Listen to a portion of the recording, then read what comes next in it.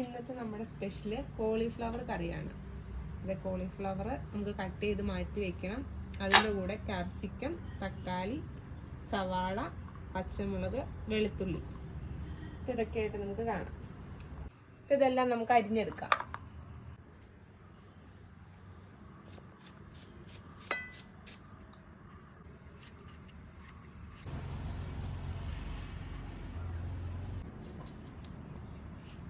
ഇതെല്ലാം നമ്മൾ കട്ട് ചെയ്ത് വെച്ചിട്ടുണ്ട്. അപ്പം ഇനി നമുക്ക് അടുത്തതിലേക്ക് പോകാം.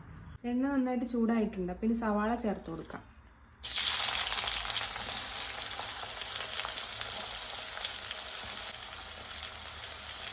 നന്നായിട്ടൊന്ന് വഴറ്റിയെടുക്കാം. മുളക് പൊടി,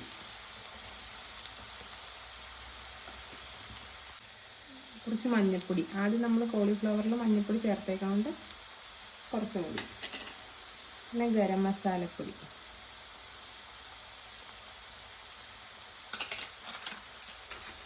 മല്ലിപ്പൊടി,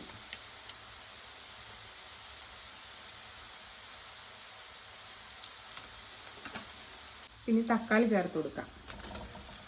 തക്കാളി ഒന്ന് നന്നായിട്ട് വഴണ്ടി വരുമ്പോൾ നമുക്ക് ചൂടുവെള്ളം ചേർത്ത് കൊടുക്കണം. അപ്പോൾ അതിലേക്ക് നമുക്ക് ചൂടുവെള്ളം ഒരു ഗ്ലാസ് ചേർത്ത് കൊടുക്കാം. നന്നായിട്ട് ഇളക്കിയിട്ട് നമുക്ക് മൂടി വെച്ച് കുറച്ച് നേരം വേവിക്കാം. അത് നന്നായിട്ട് വെന്തിട്ടുണ്ട്. പിന്നെ നമുക്ക് ക്യാപ്സിക്കം ചേർത്ത് കൊടുക്കാം.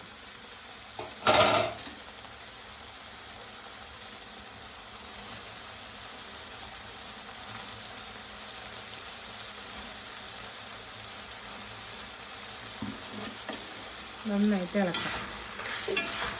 ക്യാപ്സിക്കം നന്നായിട്ട് വഴന്നു വന്നിട്ടുണ്ട്. അപ്പം ഇനി കോളിഫ്ലവർ ചേർത്ത് കൊടുക്കാം.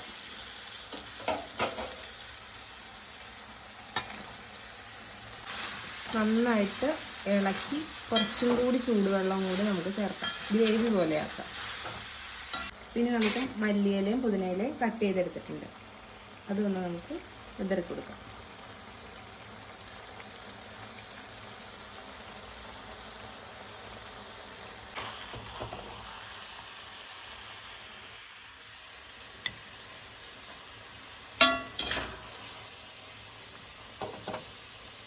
നമ്മുടെ അമ്മ ഒന്ന് കഴിച്ചു നോക്കട്ടെ. എങ്ങനെയുണ്ടമ്മ?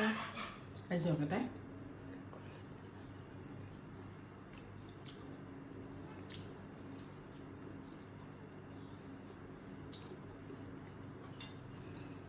ഒരു ലേശം പൊടിക്കുപ്പിൻ്റെ കുറവുണ്ട്. വേറെ ഒരു കുഴപ്പമില്ല. അടിപൊളി കറി.